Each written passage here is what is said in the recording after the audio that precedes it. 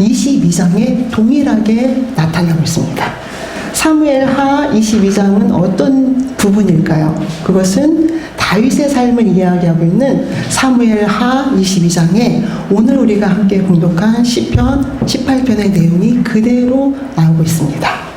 그런데 사무엘하 22장의 내용은 다윗이 이제 사울과의 그런 쫓기는 그 10년간의 기나긴 시간을 다 보낸 후에, 그리고 비로소 이제 이스라엘의 통일왕국의 두 번째 왕으로서 40년 동안 이스라엘을 다스리는 그 시간까지도 다 보내고, 이제 그의 삶의 마무리, 왕의 역할로서의 마무리, 그의 삶의 역할로서의 마무리를 다 하는 시기에 고백한 그 시가 오늘 시편 18편의 시이고, 그 시가 바로 사무엘하 22장에 등장합니다.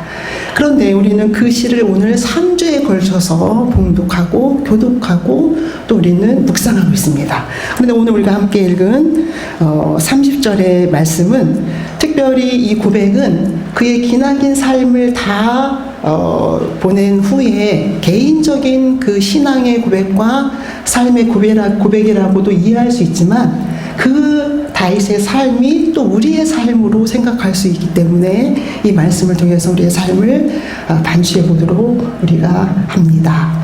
오늘 30절의 고백이 이야기하는 것처럼 하나님의 도는 완전하고, 여기서 도는 길이라는 의미예요. 하나님의 길은 완전하고, 그리고 여호와의 말씀은 순수하니 그는 자기에게 피하는 모든 자에게 방패시로다. 이것을 고백하고 있습니다. 그러면 이 말씀이 어떤 의미일까요? 방패라는 거 여러분들 너무 잘 알고 있죠. 고대의 싸움의 도구로서 아주 중요한 그 도구 중에 하나가, 무기 중에 하나가, 무기라고 볼 수 있겠죠. 무기 중에 하나가 방패라고 이야기합니다. 우리가 싸움에 나가서 싸우게 되는 군사가 한 손에는 칼이나 또 활을 들고 또 한 손에는 방패를 들고 이렇게 나아가는데, 만약에 방패 없이 싸움에 임하는 사람은 어떤 마음이 들까요? 얼마나 불안하겠어요. 공격이 들어올 때 그 공격을 방어할 수 있는 자체가 없다는 거, 그 무기 자체가 없다는 거는 싸우는 사람으로 하여금 굉장히 불안하게 만들 수 있습니다. 그런데 그 공격에 들어오는 칼이든 화살이든 내가 막아낼 수 있는 방패를 손에 쥐고 있다는 것은 나에게 안정감이 들고, 그래서 더욱 싸움에 적극적으로 임할 수 있고, 그래서 그 적극적으로 임하는 그 자세들이 모아져서 싸움을 끝내는 승리에 이르게도 할 수 있는 그런 중요한 무기라고 볼 수 있습니다. 여러분 영화 300을 보셨습니까? 그 영화 300에도 보면 잘 훈련된 그 스파르타 군사 300명이 페르시아의 100만 군사를 막아내는, 7일 동안 막아내는 그런 싸움을 이야기하고 있는 내용이 영화 300입니다. 그렇다면 그게 어떻게 가능했을까요? 그 가능한 것을 두 가지의 이유로 꼽습니다. 그 중에 하나가 방패예요. 그 방패로 이 좁은 협곡에서 싸우게 되는데, 좁은 협곡에서 싸웠다는 게 한 가지 승리의 원인이고, 또 그 협곡에서 싸울 때 이 방패로 이들이 서로를 이렇게 방패로 싸우고 화살이 나올 때 거기 안에 다 숨어 들어가는 그러한 놀라운 전법을 통해서 그렇게 300명이 그 정예군 300명이 그 페르시아 100만 대군을 7일 동안 방어하게 되는 그 사건입니다. 그 방법을 팔랑크스라고 얘기한다고 합니다. 그런 것처럼 이 방패는 싸움에 있어서 그렇게 중요하지 않아 보이고, 혹은 또 소극적인 무기로 보일 수 있음에도 불구하고, 지금 여러분들이 역사를 통해서 우리가 고증해 본다면 그 싸움에 있어서, 전쟁에 있어서 방패는 그만큼 중요하다는 것을 이야기합니다. 그런데 오늘 이렇게 다윗은 그의 삶의 마지막 언저리에서 그는 하나님께서는 자기에게 피하는 모든 자의 방패라고 고백하고 있습니다. 그렇다면 다윗은 왜 이런 고백을 할까요? 어떻게 하나님이 하나님이 그를 방패로서 그를 보호하고 안전하게 지켜줬다는 얘기를 할 수 있었을까요? 우리는 그의 삶을 한번 들여다보고자 합니다. 물론 이제 사무엘상 18절에 보니까 다윗이 싸움에서 이기고 돌아오는 그 길목에서 많은 여인들이 노래하며 다윗은 만만이고 사울은 천천히이로다 라는 그런 노래를 부를 때 그것을 계기로 이제 사울로부터 쫓기는 삶을 살게 돼요. 그리고 사울은 실제로 사무엘상 18장 10절과 11절에 보니까 다윗을 벽에 박겠다 사울이 그러한 고백 속에서 실제로 다윗을 향해서 창을 2번이나 던지는 그런 사건도 벌어집니다. 그런 사건 속에서 다윗은 보호받게 되죠. 그렇게 물리적으로 실제로 그렇게 하나님께서 다윗을 보호하는 사울의 창으로부터 보호해 주시는 그런 방패의 역할을 해주시는 하나님에 대한 경험, 이렇게 정말 눈에 보이는 물리적인 경험, 그것 또한 그가 그를 의지하는 자에게 방패가 되어주신다는 고백을 할 수 있는 사건으로도 볼 수 있습니다. 그러나 저는 여기에서 더 넘어서서 특별히 우리가 우리의 삶 속에 이 다윗의 삶을 같이 묵상한다면 우리가 정말 전투에 나가서 물리적인 창과 화살을 막아내야 되는 그런 상황들은 아니잖아요. 그러나 그럼에도 불구하고 우리 삶을 한번 유추해 본다면 그렇게 그런 전투와 같은 치열한 삶을 살아가기 때문에 오늘 말씀이 우리에게 어떤 의미가 있을까? 하나님은 우리의 삶을 어떠한 것으로부터 방패가 되어 주시는가? 그것을 함께 묵상을 하고자 합니다. 물론 오늘 우리가 함께 묵상하는 성경 구절이 성경의 내용이 많이 있기 때문에 특별히 여기 올리지는 않았지만 저는 이제 여러분들이 잘 알고 있는 사무엘상 17장 골리앗과 다윗의 싸움을 한번 묵상을 해보고자 합니다. 다윗은 소년이었다고 이야기해요. 그래서 형들이 지금 블레셋과의 전투에 대치해 있는데 형들이 안전한가를 보기 위해서 그 싸움의 현장에 방문하게 되는 거죠. 싸움의 현장에 오게 됩니다. 그런데 다윗의 눈에 펼쳐진 것이 너무나도 기가 막히고 황망한 상황이에요. 골리앗 앞에 이스라엘 백성이 옴짝달싹 못하는 상황이죠. 그런데 더 중요한 것은 다윗이 가슴으로 배우고 느꼈던 하나님, 그 다윗이 소년의 심정으로 알고 있는 그 하나님이 지금 속수무책으로 골리앗과 블레셋 사람들에게 아주 짓밟히고 있는 그런 상황을 맞는 거예요. 이 소년이 아니 내가 믿는 하나님, 내가 알고 있는 그 하나님이 어른들 사이에서 그리고 블레셋과 골리앗이라는 장수 앞에서 속수무책으로 짓밟히고 모욕당하는 그런 상황을 이 소년이 목격하게 됩니다. 여러분들이 이런 상황이라면 어떻게 하시겠습니까? 그럴 수밖에 없는 상황이야. 전세가 기울어져서 이스라엘이 어떻게 해볼 수도 없는 상황이기 때문에 그런 거야. 그렇게 여러분들은 아마 이해하시겠습니까? 다윗은 얘기합니다. 무슨 일이냐? 어떻게 이렇게 이스라엘의 치욕을 주고 있는, 치욕을 경험하게 하고 있는 이 블레셋과 이 골리앗 장수가 누구냐? 만약에 이 블레셋 사람들과 이 할례받지 않은 블레셋 사람들과 싸워서 이긴다면, 이렇게 하나님의 군대를 모욕하도록 내버려 두지 않고 싸워서 이긴다면 무슨 일이 발생하게 할까? 이런 다윗의 고백을 듣게 됩니다. 그래서 이런 다윗의 고백을 들은 사람들이 어떻게 생각해요? 헐, 대박. 뭐 그럴 수도 있겠지만 여기서 이 다윗의 제일 큰 형인 엘리압이 뭐라고 할까요? 이런 다윗을 향해서 너 찌그러져 있어. 너 왜 이렇게 교만한 거야? 지금 우리가 이 블레셋 사람을 손쓸 수 없어서 지금 이렇게 우리가 속수무책으로 당하고 있는 거야? 우리도 이렇게 하나님의 군대가 모욕을 당하고 하나님의 백성들이 치욕을 당하는 것을 그냥 견디고 있겠어? 우리도 할 수 없는 지금 전세가 너무나도 이렇게 어떻게 속수무책인 상황이기 때문에 우리가 할 수가 없기 때문에 지금 이렇게 지켜보고 있는 거야. 왜 너는 네 상황도 네 입장도 모르면서 잘난 척을 하고 있어? 실제로 그렇게 이야기합니다. 다윗에게 노를 바라여 이르되 큰형 엘리압이 다윗이 사람들에게 하는 말을 들은지라. 그가 다윗에게 노를 바라여 이르되 내가 어찌하여 여기로 내려왔느냐 나는 내 교만과 내 마음의 완악함을 아느니 내가 전쟁을 구경하러 왔도다 이렇게 이야기합니다. 그렇게 노를 바라면서 너희가 알지 못하는데 왜 지금 이 상황에 나서냐고 그냥 이렇게 찌그러져 있으라는 얘기를 하고 있는 것을 보게 됩니다. 사랑하는 성도 여러분, 우리는 살아가면서 사건 속에서 또 우리 희망이 가슴 속에 꿈꾸고 꿈틀거릴 때 얼마나 많은 사람들로부터 이런 엘리압과 같은 많은 사람을 만납니까? 말이 돼? 그게 가능해? 정신을 지금 차린 거야? 우리는 얼마나 그런 얘기들을 많이 듣습니까? 너 그냥 찌그러져 있어. 네 상황을 지금 살펴봐. 왜 현실을 모르는 거야? 이런 얘기를 우리는 얼마나 많이 들었습니까? 그리고 사실 우리는 찌그러들죠. 얼마나 또 많이 그래 아닌가 봐. 이 길이 아닌가 봐. 이 산이 아닌가 봐 하면서 우리는 너무나도 우리의 가슴을 다시 움츠려들고 어디론가 또 우리 자신을 숨기는 그런 경험을 얼마나 많이 했을까요? 그런데 다윗은 고백합니다.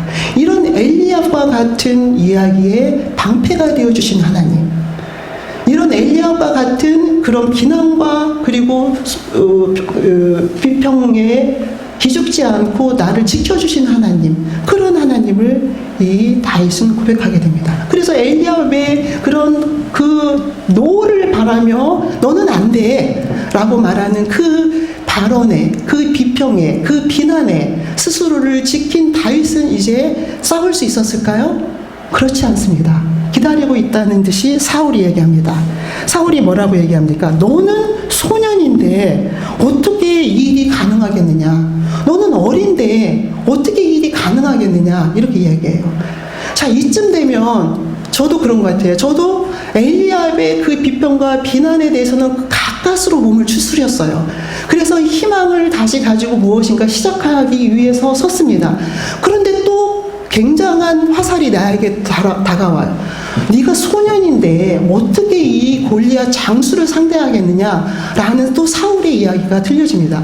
그러면 두 번째 우리가 이런 비난과 비평을 만났을 때 우리는 어떻게 됩니까? 한 번에서는 우리를 지킬 수 있어요. 근데 두 번째에서는 또 지키기가 힘들게 되고 그래서 또 움츠려들게 되고 다시 꿈과 소망을 접게 되는 그 일을 우리가 얼마나 많이 경험해 왔습니까? 지금까지. 저만 그런가요? 여러분들이 저만 그런 것처럼 목사님이 그렇구나 이렇게 바라보는 것 같아요. 저만 그런가요? 그렇지 않습니다. 많은 사람이 그랬을 것이고 그리고 성경의 인물 다윗 또한 그렇다고 얘기해요. 그리고 사울은 그렇게 네가 소년인데 어떻게 가능하겠느냐 이렇게 이야기하는 사울을 향해서 할 수 있습니다 라고 말하는 이 다윗, 그런 다윗을 향해서 그 사울이 한 행동이 뭐냐면 자기 갑옷을 입히게 돼요. 왕의 갑옷을 입히게 되잖아요. 그 왕의 갑옷이 무엇을 의미합니까? 가장 안전해 보이고 화려하고 그리고 그 갑옷이 다윗을 지킬 수 있을 것 같은 그러한 갑옷을 상징하겠죠. 그런데 그 갑옷을 입어본 사울의 갑옷을 입어본 다윗이 그 갑옷을 벗습니다. 나에게 맞지 않아요. 나에게 맞지 않습니다. 다윗에게 무슨 일이 일어난 걸까? 용기가 있었어요. 나는 하나님이 나의 방패가 되어주시고 하나님이 나와 동행할 것이며 나는 그분과 함께 싸우기 때문에 이 싸움은 하나님에게 속한 싸움이기 때문에 나는 하나님과 함께 나아가겠다. 사울의 갑옷이 나에게 맞지 않는다는 그것을 고백하고 실제로 자기가 갖고 있는 달란트로 나아가게 됩니다. 그가 그동안 싸우고 또 가꾸고 또 훈련해온 자신만의 달란트로 싸움에 이기게 되는 그런 다윗을 보게 됩니다. 사랑하는 성도 여러분, 이 사건은 다윗이 비로소 공적인 자신의 삶을 드러내기 시작한 첫 번째 출발점에 서장에 있는 사건이에요.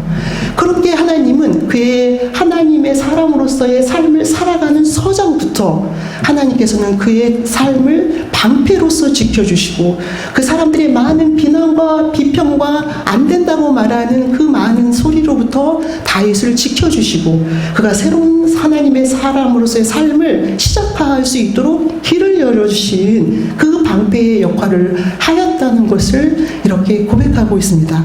사랑하는 성도 여러분, 여러분들은 어떠한 삶을 살아가고 있습니까?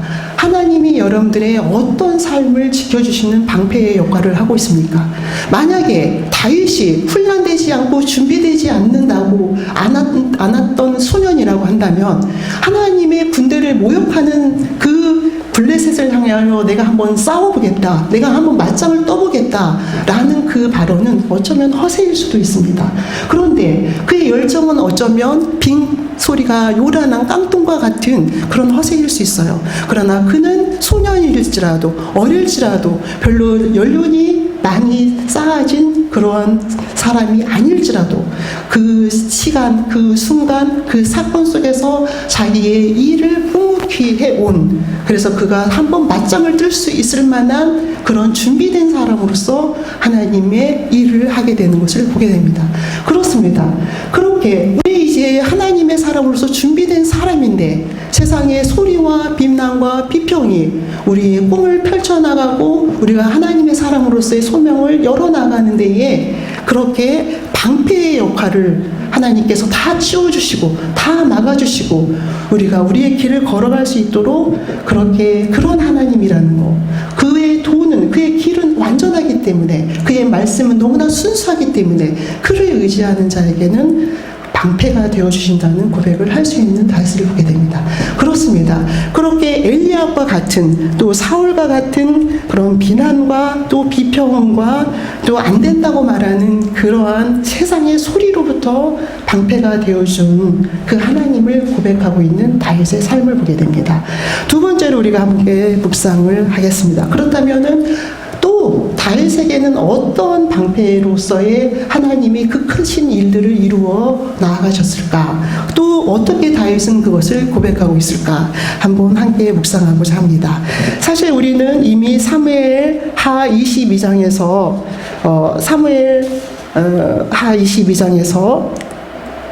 사무엘상 22장인가요? 우리가 다윗이 사울의 옷자락을 베었던 그 사건을 우리는 기억합니다.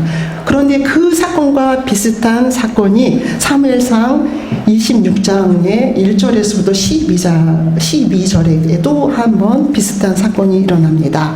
그것은 여전히 다윗을 쫓고 있는 그 사울과 사울의 군사들이 3,000명이나 되면서 그 3,000명이 되는 군사와 사울이 지금 다윗을 쫓고 있는 그런 상황이에요. 그런 상황인데 그 다윗을 쫓고 있는 3,000명과 사울이 어느 지역에 이르렀고 그 지역에 지금 하길라 산 속에 있고 그곳에 그 무리들이 잠들어 있는 그런 상황을 직면하게 됩니다. 그래서 이제 누가 나와 함께 가겠느냐, 누가 나와 함께 사울을 만나러 가겠느냐라는 다윗의 제안에 아비새라는 인물이 함께 동행하게 됩니다. 그리고 그곳을 정말 가보니까 지금 3,000명의 군사들이 잠들어 있는 상태예요. 그렇다면 또 어떤 일을 행할 수 있을까요? 지금까지 너무나 고단했고 힘겨웠던 그런 쫓기는 삶 속에서 이제 비로소 이 삶을 마무리할 수 있는 이 삶을 이제 정리할 수 있는, 끝낼 수 있는 기회라고도 볼 수 있습니다. 그래서 아비새가 제안합니다. 제가 가서 사울의 목을 따겠습니다. 이렇게 제안하죠. 자, 왕의 마음을 읽고 또 왕에게 정말 필요한 직언을 하는 아비새로 우리는 볼 수가 있어요. 왜냐하면 지금까지 우리가 묵상해 온 것처럼 얼마나 그 사울로부터 쫓기는 삶이 고단하고 그리고 이미 민심이 많이 다윗에게 기울어 있기 때문에 여기에서 어떤 방식으로 사울을 제거해도 용납될 수 있는, 또 용서될 수 있는 그런 상황이었는지도 모릅니다. 그런 상황이기 때문에 이 아비새라는 인물은 다윗에게 직언하게 돼요. 내가 사울의 목을 베겠다. 이렇게 직언하게 됩니다. 사랑하는 성도 여러분, 우리는 살아가면서 어떤 사건을 만날 때 우리가 알고 있는 지인들과 또 나를 사랑하고 나를 돌봐주는 지인들과 머리를 맞대게 돼요. 이 문제를 어떻게 해결했으면 좋겠는가? 이 문제를 가장 합리적이고 가장 선하고 가장 바르게 별로 큰 무리가 되지 않는 선에서 이 문제를 해결할 수 있는 방법이 무엇일까라는 고민을 하고 마음을 맞대고 또 머리를 맞대고 우리는 그 문제의 해결점을 찾게 됩니다. 그런데 그래서 아비새가 말한 이야기는 내가 이 문제를 해결하겠다라는 이야기는 굉장한 충신으로 볼 수 있고 또 충신으로서 할 수 있는 직언을 하고 있다고 우리는 생각할 수 있어요. 그런데 여기까지는 하나님을 모르는 많은 사람들, 아주 선량하게 인생을 살아가는 사람들의 삶이에요. 그런데 하나님은 우리를 향해서 이야기합니다. 여기에서 조금 더 보기를 원한다는 거예요. 여기에서 너희들이 생각하고 합리적이고 이성적이고 그리고 이길 수 있는 그 머리를 맞대고 마음을 맞대서 결정한 그 결정이 하나님이 원하시는 결정인가? 하나님이 우리에게 말씀을 통해서 가르치고 또 가르치고 반복해서 삶으로 살아내도록 하셨던 그 말씀에 어울리는, 맞는 그러한 판단과 해결책인가를 우리에게 한번 묻습니다. 다윗은 그것을 잊지 않았어요. 그것을 기억했다는 거예요. 나를 사랑하고 나를 도우며 나에게 굉장히 오른풀과 같은, 그리고 없어서는 안 되는 그 아비새의 직원이라 할지라도, 그럴지라도 그 직원이 하나님의 뜻에 맞는가를 한 번 더 묻게 되는 다윗의 말을 보게 됩니다. 그렇습니다. 그것으로부터 다윗을 지켜줬다는 거죠. 아, 이게 정말 충신으로서의 직원인데, 그런데 그 직원이 나에게 바로 오는 것이 아니라 하나님의 방패로 한번 다시 생각해 본다는 거. 한번 막아보고 하나님이 정말 말씀하시는 것과 맞는가? 이 직원에 내가 흔들리고 내가 이 직원에 내 삶을 정해버리고 그리고 내 삶의 방향을 정하는 대로부터 하나님이 하나님의 방패로 막아주시는 것을 다윗은 경험한 거예요. 사랑하는 성도 여러분, 저도 이제 꽤 나이가 되었습니다. 불우겨울 넘어서 지천명을 넘어서 지천 60이 뭔가요? 기억이 안 나네 갑자기. 이순인가요? 이순을 향해서 달려가고 있습니다. 이순 7순인가요? 그런데 여기까지 살아온 삶, 이제는 살아갈 날보다 살아온 날이 긴 그런 삶의 길목에서 생각해 보면 정말 나를 사랑하고 나를 아꼈던 많은 사람의 직원이 나를 꼭 안전하게 지켜준 것만은 아니라는 거죠. 나를 꼭 안전하게 지켰고 내가 내 삶을 하나님이 펴주신 놀라운 삶을 향해서 나아가는 데에 그렇게 큰 역할을 한 것만은 아니라는 겁니다. 나를 아무리 사랑할지라도, 나를 아무리 아낄지라도 그 직원과 충고와 그 조언들은 하나님이 정하신 뜻과 사명과 삶의 놀라운 계획과는 때로는 다른 방향을 가는 것을 많이 경험했습니다. 그리고 그때 그 아름다운 그 사랑의 직원과 충고를 선택하느냐, 하나님께서 원하시는 그 일을 선택하느냐의 갈림길에서 저는 여기와 손잡았을 때 더 길이 넓고 의미 있고 나를 더 안전하게 지켰다는 것을 고백할 수 있습니다. 오늘 다윗이 특별히 성서에 나타나는 특별한 인물이 아니라 우리의 삶과 우리의 정서와 우리의 삶의 모양새와 동일한 사람으로서 다윗이 크게 강하게 우리에게 전하는 또 들려주는 이야기는 어떠한 상황 속에서도 아비새와 같은 직원이 있을지라도 그것을 더 넘어서 하나님이 무엇이라고 말씀하시는가를 마음을 열고 들을 수 있어야 되는, 그래서 그 마음을 열고 들었을 때 그때 하나님이 나에게 방패가 되어주시고 내 삶을 안전하게 보호하였다는 그런 고백을 우리는 들을 수 있습니다. 사랑하는 성도 여러분, 설교를 마무리하고자 합니다. 우리는 살아가면서 지금 다윗의 첫 서장, 그의 인생을 여는 첫 서장에서 만난 엘리압과 사울, 그리고 이제 그의 삶의 모든 것들을 마무리하는 마지막 그 종결점에서 만나게 되는 아비새의 직원, 그 상황들이 얼마나 다 우리가 생각할 때 너무나도 타당하고 합리적이고 그리고 이해할 만한 그런 이야기들입니까? 그런데 그 이야기에서 넘어서서, 그 직원에 넘어서서, 그 소리에 넘어서서 우리는 하나님께서 우리를 향하여 들려주시는 이야기를 들을 수 있어야 된다는 것을 오늘 성서는 이야기합니다. 그렇게 세상의 직원으로부터 방패가 되어주시는 그 하나님의 그 놀라우신 사랑에 귀를 기울일 수 있는, 그것을 들을 수 있는, 그것에 순종할 수 있는, 그것에 묵묵히 우리가 그 뜻에 순종할 수 있는, 그래서 그렇게 다윗이 고백하는 것처럼 그런 여러분들의 안전하고 의미 있고 사명의 삶을 살 수 있기를 축원합니다. 기도하시겠습니다.